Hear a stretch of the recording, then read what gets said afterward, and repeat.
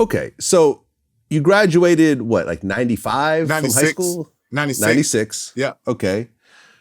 And it wasn't until 99 when you released your first album. So those 3 years, were you kind of honing your craft and trying to figure out your lane? Yeah, exactly. You know what I mean? So with being from Augusta, they didn't really have a music scene down there, but they were all in it and trying to get into it.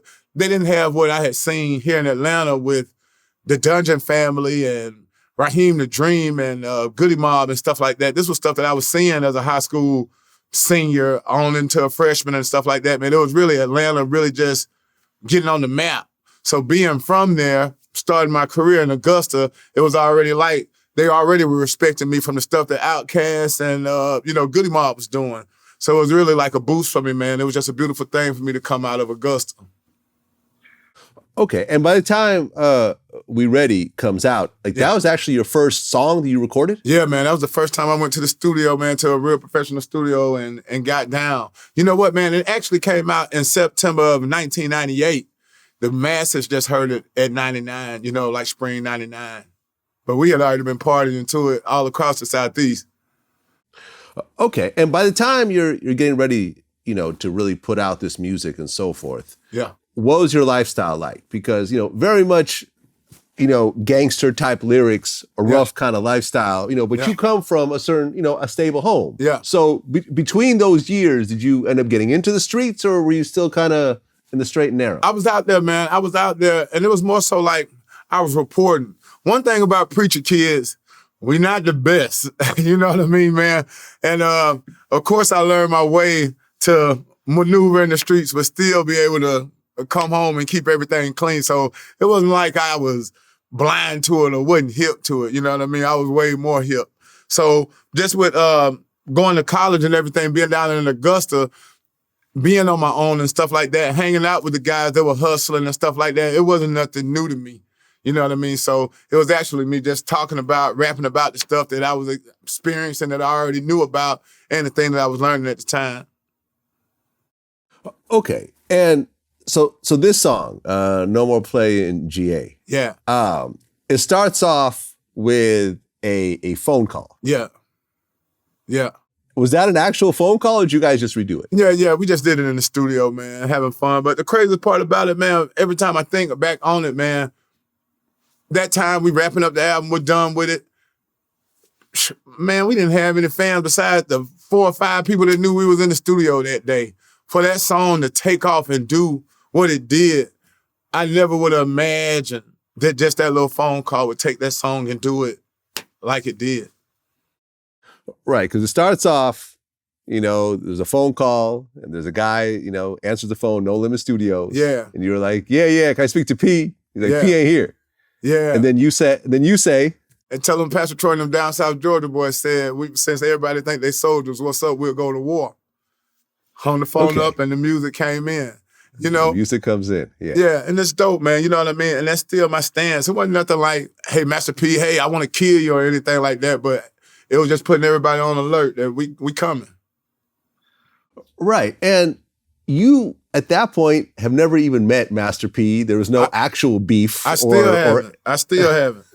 Okay, you still haven't met all these years later. Yeah. So, and from what I understand, you basically starting this beef with Master P was just something to do. It wasn't really based on any specific activity or words it really or wasn't, nothing. man. It really wasn't, man. It was more so the guys in the studio with me like, man, we going at P. I'm like, man, I don't care. I'm really more concerned about getting this stuff finished and out there, but I appreciate the marketing from my boys and stuff like that, man. They were like, man, this joint to set it off. We're like, all right, cool. But like I say, still, it wasn't nothing like, hey, man, when we see him, we gonna kill him, we gonna shoot him. That wasn't nothing like that, man. We coming from some, hey, we them down South Georgia boys, I'm Pastor Troy, everybody think they soldiers, what's up, let's go to war, this us.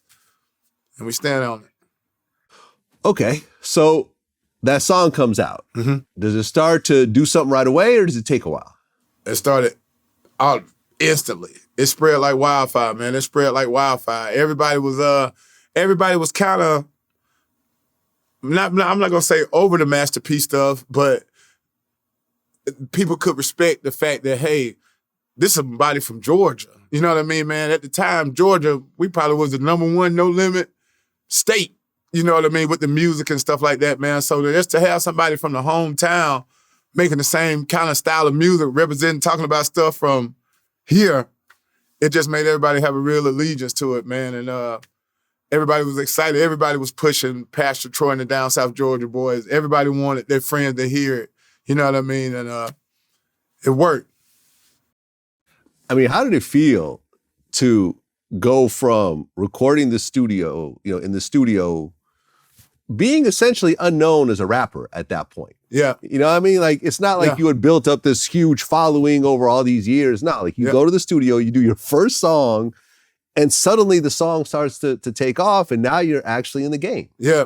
Man, it's dope, man. You know what I mean? The independent game, man, I love it, and I take so much pride in it for coming in the way that I did, man. You know what I mean?